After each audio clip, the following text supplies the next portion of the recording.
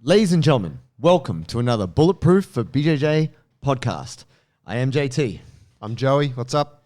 Guys, welcome. Today we will be speaking about what is better for your body, playing guard or passing guard. Contentious issue, right? There's a lot of people out there saying, oh, guard's submissive, guard's weak. People saying, oh, top game's tough, top game smash. A lot of people out there going, oh, Birimbola's a king. People playing guard, they're winning lots, they're doing all this. The race to pull guard. Yeah. That we see in the lighter divisions. The double guard pull. Yeah. You don't see it as much at heavyweight. And people are very emotionally attached. Their identity to, oh, I'm a guardero. I'm a guard player. And then so many memes about guard pullers. Yeah, guard is very central. Like, I mean, the guard is jiu-jitsu, isn't it? So it's like the purest kind of... The art, the heart of fighting off the ground. But we're talking about it in the context of what is better for your body. Because there's a lot of people out there with injuries or they're railroading themselves towards injury. And we're going to talk about what we feel is better for your body. Not what is better for competition success, not what is better as better jiu-jitsu as an opinion. More just like, what are you doing to your body when you play guard? What fucks you up less? Yeah, basically, that's what it comes down to. And so if you are coming off the back of an injury or you've got a niggle or even say you're fit and healthy, but you can't afford to get injured, what is going to be the safer way for you to do jiu-jitsu? And I'm going to say it right now, guys. Passing guard is easier and better on your body than playing guard. Yeah. So we're saying top game, right? Top game. And why do I say this? Not because I'm a top game smash kind of guy. I actually spent the majority of my jiu-jitsu career. Motherfucker waits for me to pull guard every time. I'm playing top game now, son. I mean, this guy's got to... I've had to up my judo, so I throw him. Mate, he needs to work on his guard. So that's why I put him there. But no, in truth, I've been doing some judo. I want to work. It's part of my game that I feel is lacking. That's why I work on it. But in truth, I did more injuries in the first 2/3 of my jiu-jitsu because I was playing bottom. Not because of the way I played bottom. My guard changed over time. Went from a closed guard, half guard, very static to inversions and turning upside down and open guard and all kinds of stuff. But the truth is, it is more taxing. And we're going to break it down for you. Don't just take our opinion on it. Let's analyze what that does to your body. So we see a lot of different injuries, don't we, Joe? We see a lot. Through jiu-jitsu, a lot of problems. Yeah, heaps of fucking injuries. And we've dealt with heaps ourselves. Of course. And what I'm going to say here is a lot of the injuries, not all, but a majority come from too much flexion. Flexion in the shoulders, like internally rotated. Hip flex is overemphasized. So we're talking rounding of your body. So if you're hunched over, back is rounded, head forward, this is flexion. And then extension being arching Opening the up. other way. Yeah. Bridging out. Yes. And we, in our day-to-day lives, spend a lot of time in flexion. Here we are, sitting in chairs, sitting in cars, sitting on the couch, on the phone. So much of what we do is anteriorly focused, where generally you've got a kid, you've got to cradle your kid, you've got a kid on your hip, or whatever you're doing. So much of what we do is in front of us. And jiu-jitsu just emphasizes that, in particular, playing guard. Yeah, absolutely. And it places more load into that position, doesn't it? Like if we look at some of the basic principles of good guard retention. Knees to chest. Keep your knees pinned to your chest. Yeah. Right? Keep your arms in. Yeah. Stay up. Like keep the smaller surface areas you can on the ground so that you can move. Yep. Like good guard retention is staying as flexed as possible. Yeah, that's right. Right? And what we've got to separate for people is one is a technical approach to what are the most efficient mechanics in order to succeed under this rule set of a game called jiu-jitsu. Mm-hmm. And the other side of the discussion is what cost does your body pay in order to hit these technical markers? And that's what we're saying is like, you get fucked up by spending this time on the bottom. Yeah, agreed. Something that like with this flexion piece, say, someone then driving into you to try and pass your guard, and whether they're applying pressure or they're then adding their body weight into your position. Yeah. And you're kind of getting rewarded by staying in that position. Yeah. Right? Like if I'm not going to let them get past my legs because I'm going to keep my knees pinned to my armpits or to my chest. Yeah. Holy shit. You're spending minutes and minutes and minutes here. Like that was the whole fight, the whole round you just did was 7 minutes of them trying to pass and you staying caught guard up. retention and trying to invert. Yeah, that's a hell of a strength session of you just working flexion. Flexion. Yeah. Yeah. And then maybe for whatever reason, you don't spend any time counterbalancing that. So you might get away with that for a while. That's okay. But then you get an injury. Maybe you bulge a disc. Maybe, your back hurts all the time. Why is my back sore all the time? Because when you're not doing jiu-jitsu, you put all your time and energy into jiu-jitsu, you are not doing any extension work. You're not balancing it out. And really, this is one of the biggest problems. You get an injury. Say you hurt your knee. Now, one of the biggest problems with knee injuries is... Before we go there, Yeah. can you just talk on, you're talking about bulge disc. What is the relationship between being in a flexed position in the spine and bulging a disc? So if we look at the anatomy of the spine, without getting too scientific, if you're just listening and you never see this video, that's fine. But understand that most, not all, there is some exceptions to this, but most disc bulges occur under flexion.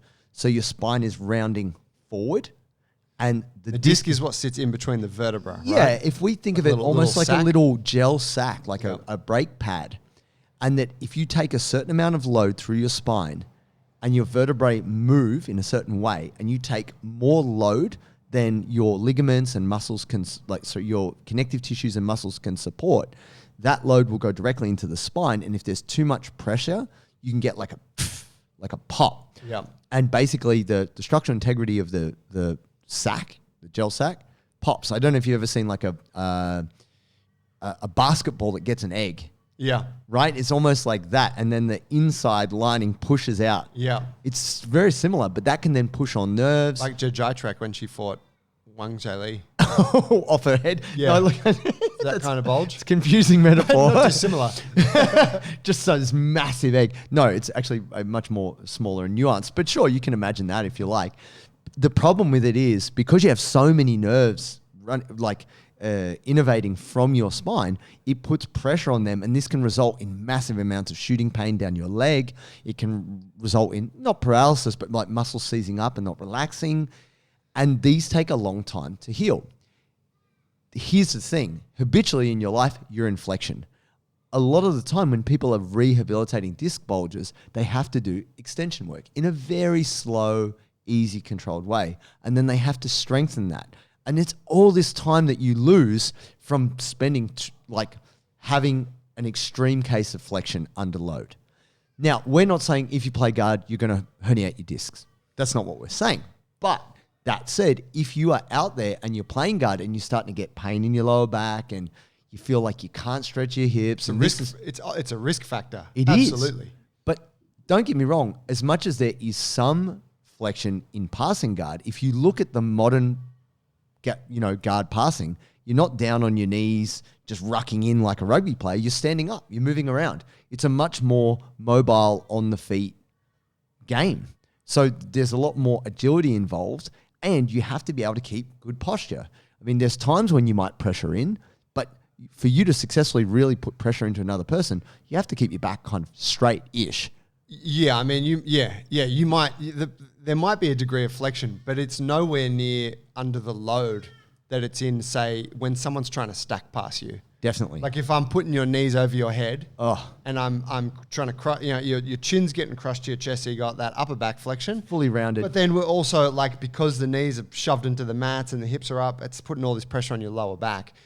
It's an extremely unique and great amount, like enormous amount of load through the lower back in that position. That's almost like you'd be hard pressed to replicate that anywhere else.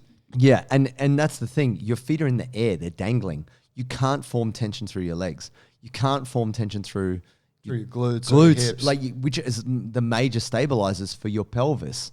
And then also how that sets up your kinetics, your posterior chain for those muscles to be able to contract. So yeah, we can see clips of really flexible, bendy people doing these things, and it looks cool. We want to do it. But understand this, your risk of injury there is so much higher. And once you are injured, and if any of you out there hearing this, if you've bulged a disc and you've had that pain, you know what that is, you don't want to go back there.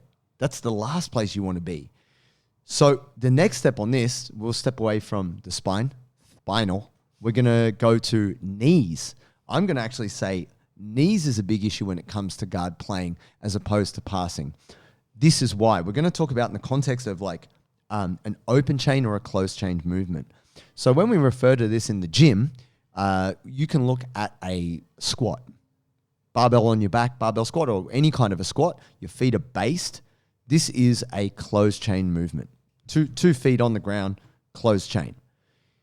But if we look at something like a hop, this is an open chain movement. There's a point at which you lose tension and it is not a closed chain movement. In the same way, if you are doing like a barbell bench press, 2 limbs locked in, fixed, tension, this is technically closed chain. If you're doing something with a dumbbell, single, open, unilateral, this is open chain movement.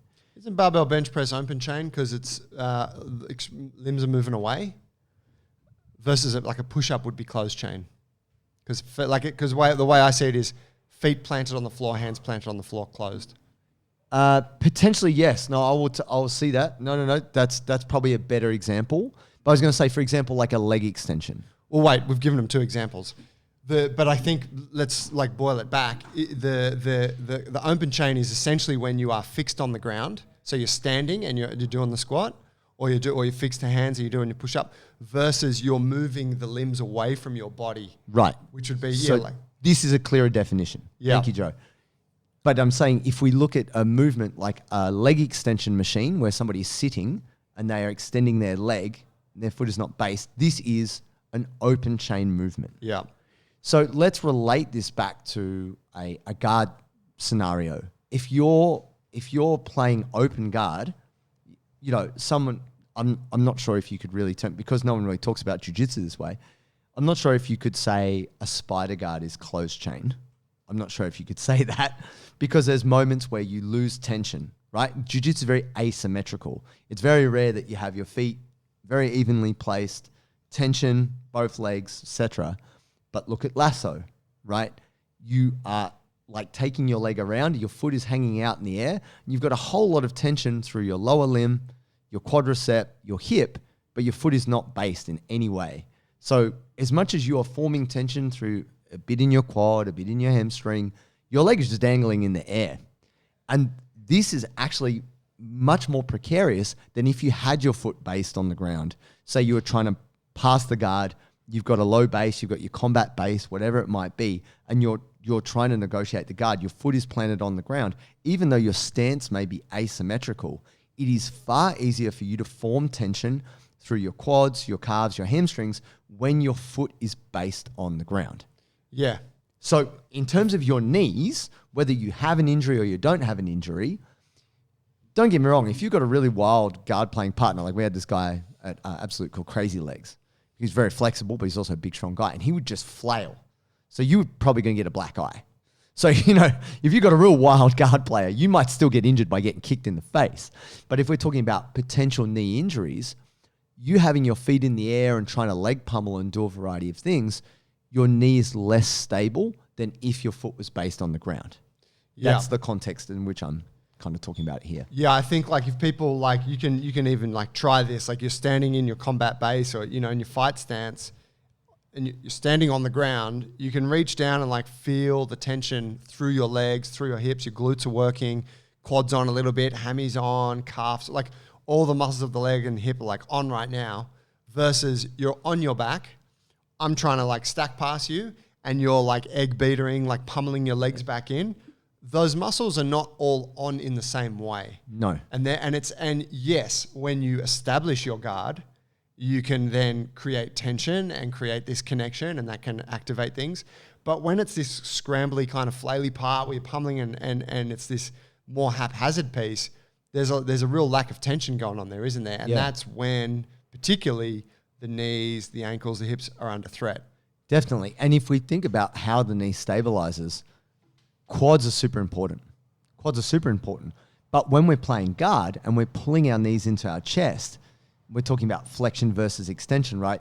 Your quads are extensors. They straighten the leg. Now, obviously in jiu-jitsu, we never want to have our leg fully extended or have our arm fully extended. We're always trying to juggle it. But if you think about guard, you're pulling your knees to your chest and your heels to your butt.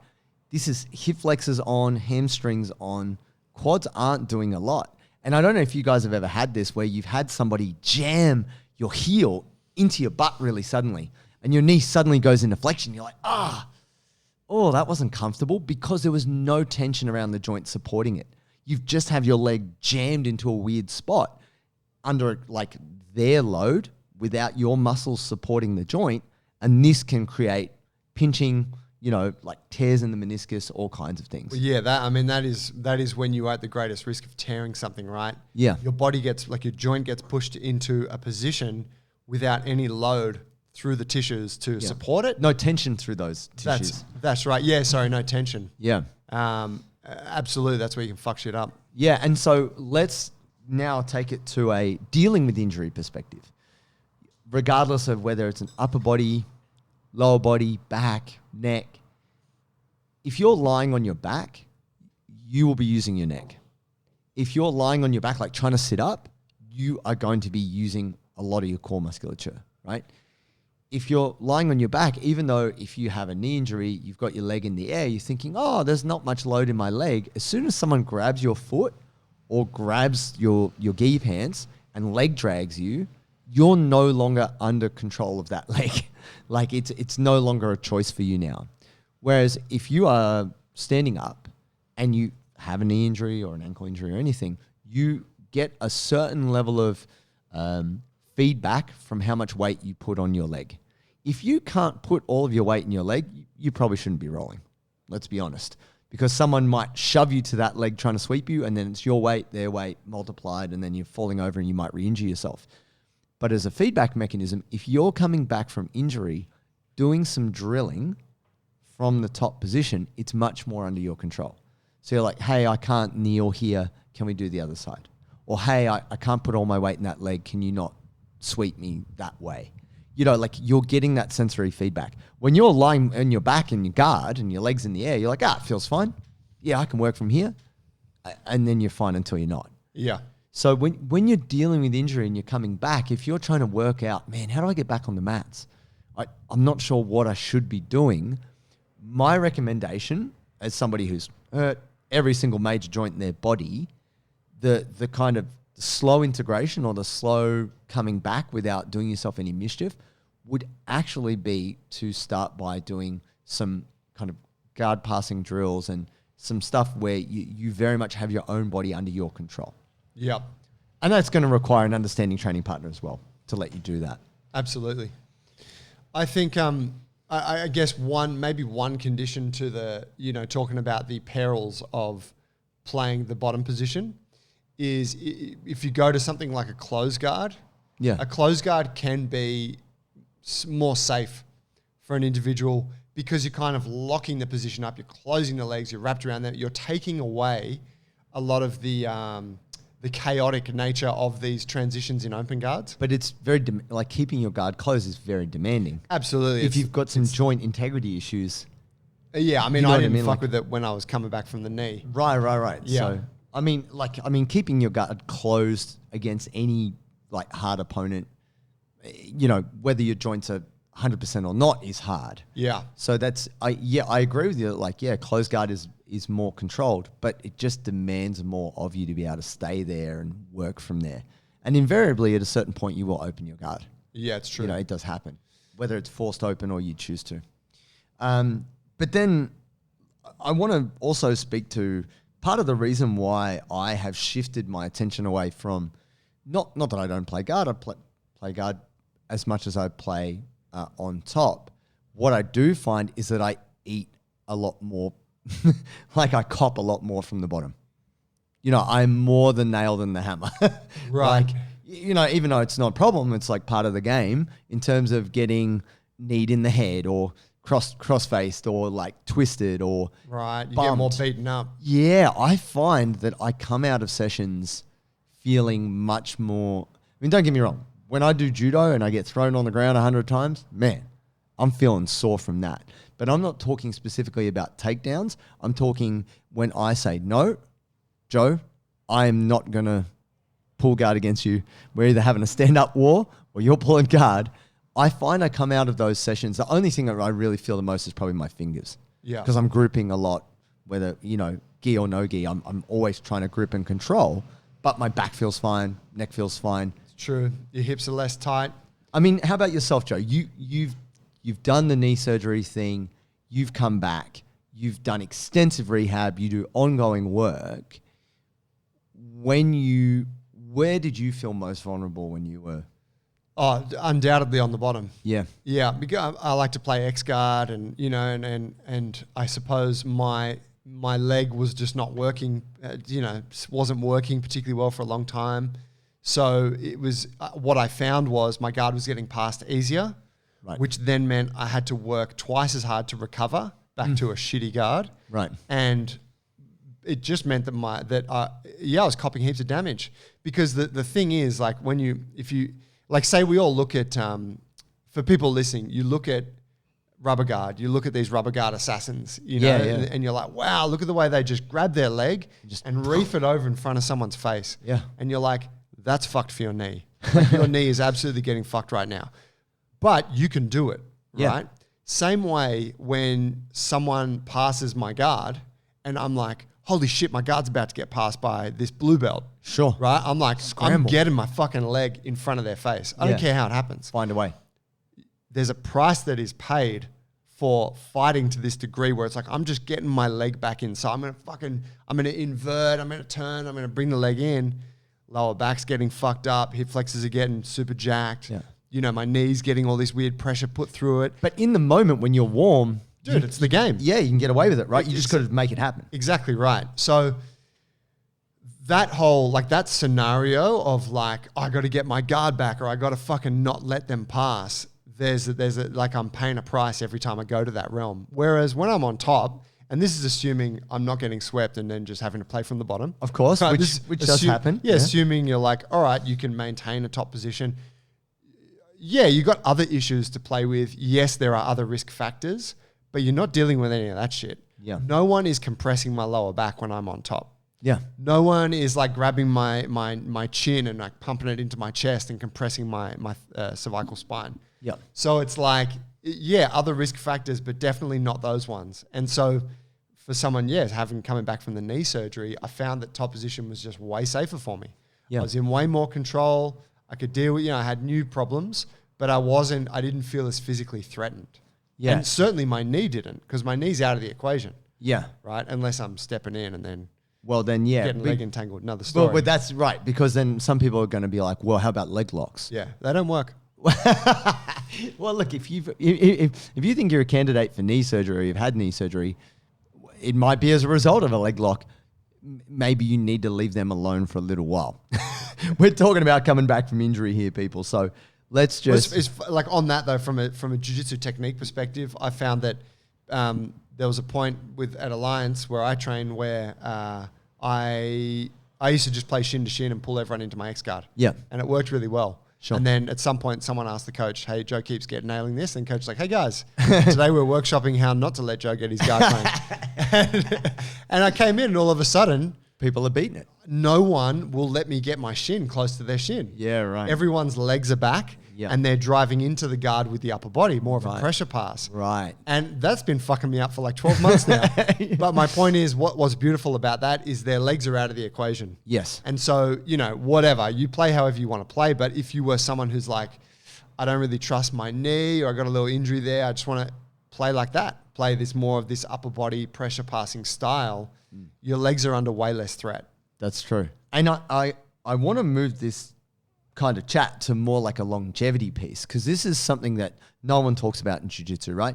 We look at somebody like Mikey Musumeci, who is incredibly flexible.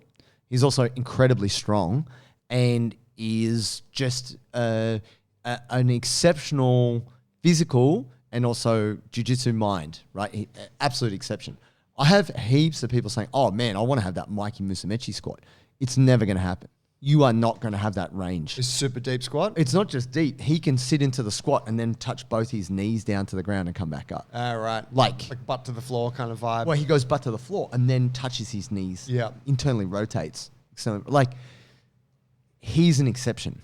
You can't think that you are going to touch that degree of range, and don't imagine that is a good thing for your body. Like, there are exceptions, and people can do lots of really crazy things. You're like, oh, look at Paul Amiel not tapping his knee bar, his knee's bending inside out. Like, that's what I want. Well, I want the knee that bends the wrong way, and I can still walk on it. But it's not going to happen because he had surgery and he had to have 12 months off competition. That's right. And it's going to be a fucking long, like from probably 40 to whatever, is going to be some fucking tough years. It's a lot of pain. When you've put your body under that kind of pressure and load and damage. And yeah, we look at the glory, but it's the same thing with MMA fighters. Yeah, God, look at Max Holloway. He's talking so much shit here. He's getting hit. He's dodging. He's hitting back. Trying to get Max to put a couple of words together. He's like the dumber BJ Penn. It's a frustrating thing because seems like a lovely guy. Was a great champion. He's taken a lot of damage. The thing that we don't talk about in jiu-jitsu is how do we stay in the game longer? Because we only care about that sexy part where someone's young and they're hot and they're killing it. And then, they fell off. Oh, why haven't I heard about that person for a couple of years? Because they completely fucked themselves. Yeah. That should not be you. You shouldn't be approaching your jiu-jitsu with this real samurai do-or-die mindset, let it, don't tap, let it snap kind of attitude. It's like, it makes no sense because when we look at the reality of the surgeries, the money, the painkillers, they're just, and reduced quality of life. Reduced quality of life. But that was we actually had this discussion, and don't let me misspeak on this one, Joe. But I remember when we chatted about it, that before your surgery, you'd said to me, we'd kind of gone back and forth. You said, oh no, it'll be good in the sense I can have my leg up. I can just get down to some of this administrative stuff I've been meaning to work on, and it'll give me a chance to work on this stuff. That was before. And then the reality was what though? Oh, yeah. So I was thinking I'm going to have this knee surgery, but I'm going to be late. I got 2 weeks where I'm basically on the couch and in bed, and then it's going to be, a pretty fucking inactive couple of months. But yeah, great. I can catch up on all this bulletproof stuff and things that we've wanted to build and blah, blah, blah. And then I was just in a fucking drug-induced painkiller haze and, and also under quite a bit of pain and couldn't focus for, 2 months. And I didn't get shit done. Yeah, man. I watched a little bit of Netflix, but you're like, oh, this is not what I thought it was going to be at all. This is a horrible, not a horrible experience, but this yes, it is. But it's not like I can just go do something else and be productive. It's like, no. Your body's all fucked up and you're on drugs and... Yeah, like you're pressing pause on a lot of things in life for a long period of time. It's not just like, I can't walk, I'll just do other stuff. No, you got to train up a body. Yeah, bro, I'm just doing pull-ups in my wheelchair. Yeah. No, you're not. I mean, don't get us wrong. If you got a smaller injury, yes, it's all right. But we're talking when you got a catastrophic one, surgery level, the rehab's shit. And so it's very disruptive to your life. So relating this back to you doing jiu-jitsu and you going, what do I work on? I'm not sure. So Simon, one of our new guys, he's an older gentleman. He's in his 50s. He's a savage. He's a builder. He's got iron grips. So strong. Yeah. He's such strong grips. And he's an intense guy. Lovely guy. But he's like, I can't afford to get injured. But he rolls really hard. Yeah. And I was like, man, you just got to dial down a little bit. And he's like, but I need my body for my job. Like, I want to do jiu-jitsu and I want to do it as much as I can because I love it. But, I'm a tradesman. I need to build stuff. It's like, that's how I make my money. So I can't afford to get injured here. It's like, okay, well, let's consider this. Have you considered tennis? Maybe some golf. Slow it down a little. No, never do that. I just said to him, look, you're going to have to do a little bit more body maintenance. But the other thing is too, we can teach you anything and everything in jiu-jitsu. We can teach you to invert. We can teach you to this, do that. But if we're looking at what takes a lower toll on your body and you want to get the most out of your 3 days a week at jiu-jitsu, this isn't to say you don't learn guard or you don't do it. But if you think about, hey, I'm going to be rolling and where do I want to be less risky? Try to play to the top. Try to do that. It doesn't mean you can't get injured from on top. Someone could just jump a guillotine on you and then break your neck. Joe Worthington. You talk about when I fucked that guy's elbow. What do you mean am I talking? Of course I'm talking about that. But yeah, that's right. I mean, we're not saying like never play guard again, but we're just trying to point out, hey, there are risks and there are different risks associated with playing on the bottom versus playing on the top. You know, something that I can speak to for me for a long time was personally, and this is not a slight on guard pullers, but for me, I pulled guard for a long time because I was just being fucking lazy. Sure. I was just being super lazy. It's easier. Go and slam hands and then just like go in and pull guard, and usually like people would just pass it. And then I was like, again, fighting super hard to try and get to an okay position to then get back on top. And it was like, I think it wasn't until I trained with Adam, he was like, stop doing that. Yeah. And then I was like, okay. Like, but my point was that like I was doing it unnecessarily and I was doing it unintentionally. Right. And if we're thinking about longevity, there's obviously like you're trying to build a game, you're trying to build a style of jiu-jitsu, but you also want to build a style of jiu-jitsu that you can ideally maintain for a long period of time, like for forever. Sure. So yeah, you're going to get damaged. That's inherent in the game. But if we can reduce the damage that you're getting, you know, by 2% on a daily basis when you train, that's actually quite significant when you extrapolate it out to 12 months, 24 months. Yeah. Yeah. I mean, look, I actually got this from Robert Drysdale. It was kind of interesting doing his seminar. He was talking about the efficiency. So even though getting to guard is efficient, you don't have to fight hard. Like wrestling's so labor intensive. Judo is so labor intensive, the gripping, the fighting. But the payoff is if you end up being the person who's doing the takedown as opposed to the takedown you're less likely to get injured.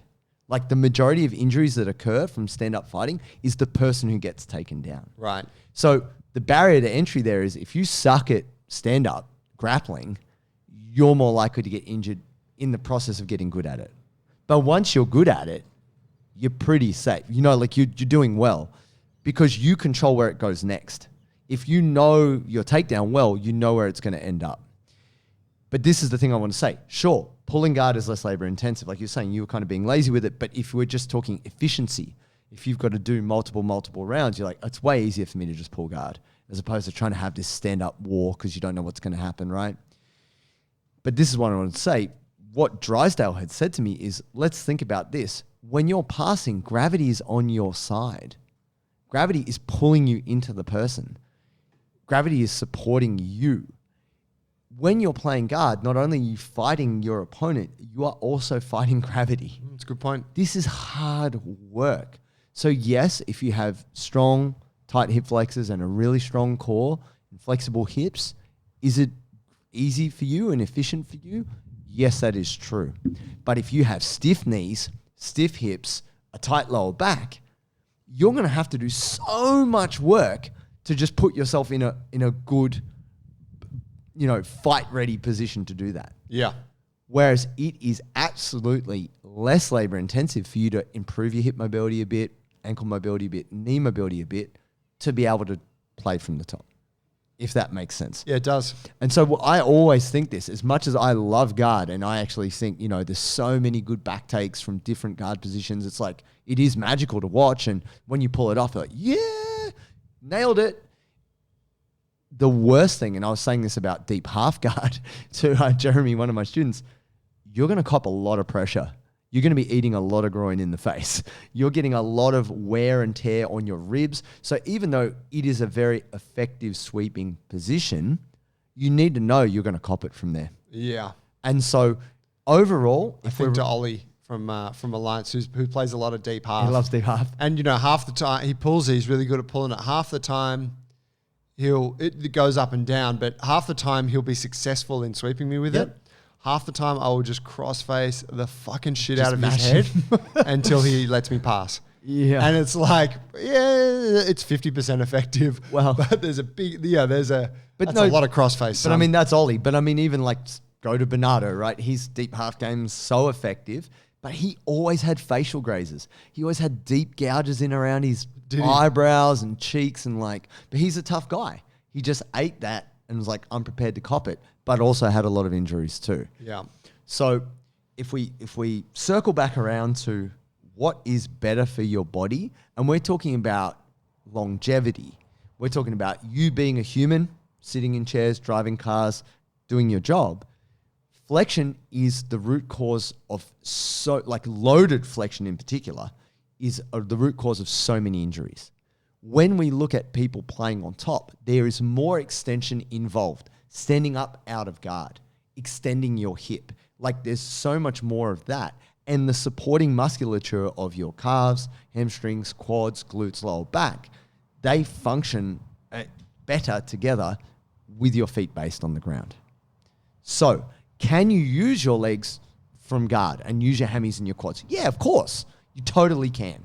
And if you're really good at guard playing, I'm not saying, oh, you've suddenly got to change your game. But if you bulge a disc because old mate fucking 120 kilos sprawls on you in a stack, are you going to be doing birimbolos? No. Like you're going to have to give that away for a little while. It's not to say you couldn't come back to it. You are going to have to spend some time working on your extension. You're going to have to spend some time stabilizing your spine. And those opportunities are available to you playing from the top. Even if that hurts your meow brother guard pulling heart. You'll thank us in 10 years. Yeah. Yeah. But I mean, that's the thing, guys. So the reason why I wanted to bring this up was I was having a pretty in-depth conversation with a friend of mine who doesn't believe in top game, but has some really bad ankles and some really bad knees. And it's like, I'm struggling. What do I do? Doesn't believe in top game. No, just thinks it's like inefficient and it's old school and like, why would you bother when you can just take the back like this and da.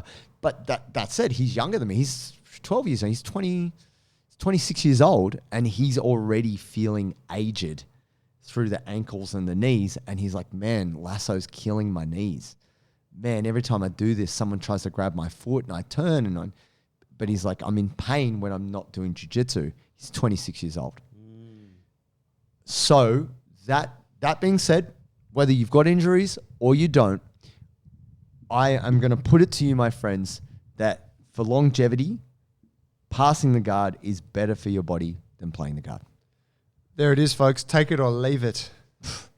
I put it out there. Anyway, so for you guys out there, we have just released our new program, Standards program, and we'd love to get your feedback.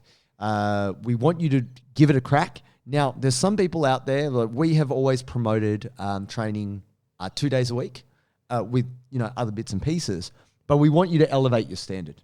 That's what it comes down to. We want people to be stronger. We want people to do a bit more. Now, originally, when we set it out to 2 workouts, didn't we, Joe? Yeah, we wanted to try to keep the 2 workout thing, but because Standards integrates mobility and strength, we just came to, it was either going to be 2 really long workouts or 3 smaller ones. And we're like, let's go 3 smaller ones. Yeah. The beauty is, and we've said this on the program, is that you can do it in a week or you can do it in 10 days. True. So if you're the kind of person that's like, no, look, I can only go to the gym twice a week, then you just do 2 workouts per week and you'll do the 3rd one the next week. And it just cycles on. Yeah. Yeah. So 7 or 10 days, whatever. I mean, some people are like doing it fucking 6 days a week. That's right. They're doing it twice. You go at whatever pace you want. But the beauty is that the 12 key standards, the JT and I believe are the keys to strength and mobility in a way that is most specific for jiu-jitsu, are all developed within this one program. And so that's the beauty of it. It's like a really tidy package. It's all there. And I was training it yesterday. Yep. Workout took me like 48 minutes. Nice. And obviously I'm a bit more comfortable with the movements and stuff, but it is, once you're in it, it moves pretty quick. And that was with a 10-minute warm-up. Yeah. Now, for the most part, there are progressions within. If you log into the program, bulletproofforbjj.com, and then you click on the standards, for the most part, the A series and the B series, there's progressions. But then we have some accessory work, which is there designed to help you get stronger and get better at those different movements, but they don't have the same progressions in terms of new moves for you to do. The way that you progress them is by gradually getting stronger and putting a bit more load and gradually building it up in that way. And it will change over time, guys. And that's the great thing about the program. We are still in the process of just absolutely perfecting it. So you giving us feedback enables us to make it better for you. So what we'd love is for you to email us, hit us up, let us know what you think of it once you've tried it. And also, just recently, we had a really good example of someone testing their standards and sending us a video. So ultimately, what we'd love to do with you guys is have you video you doing the movements when you feel you're ready, like not just yet, obviously play with it, but when you're ready and you're like, yeah, I want to get my blue belt across all standards. And this is the key. If you cannot if you're like a black belt at pull-ups, but you can't touch your toes at forward fold, like, and you're a white belt, then you need to put time and energy on that. But once you feel ready and you feel like, yeah, I reckon I can competently do all 12 standards to the blue belt level, record it, send it to us, let us know where you're at, and we can sign off on it and say, yeah, you are to the blue belt standard for Bulletproof for BJJ. Absolutely. Show us your standard. That's it. All right, my friend. Thank you, Joey. Thank you, my bro. Cheers, guys. Thanks, guys.